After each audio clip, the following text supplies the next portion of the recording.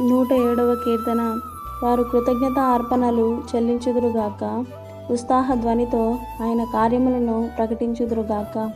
ఓడలకి సముద్ర ప్రయాణం చేయువారు, మహాజలముల మీద సంచరించు వ్యాపారము చేయువారు యెహోవా కార్యములను, సముద్రములో ఆయన చేయు అద్భుతములను చూచిరి.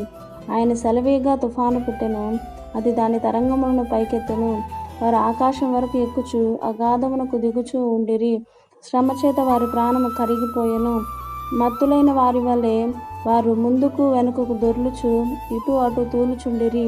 వారు ఎటు తోచక ఉండిరి. శ్రమకు తాళలేక వారు యెహోవాకు మొరపెట్టిరి. ఆయన వారి ఆపదల్లో నుండి వారిని విడిపించెను. ఆయన తుఫానును ఆపివేయగా దాని తరంగములు అణిగిపోయెను. అది నిమ్మలమైనవని వారు సంతోషించిరి. వారు కోరిన రేవునకు ఆయన వారిని నడిపించెను.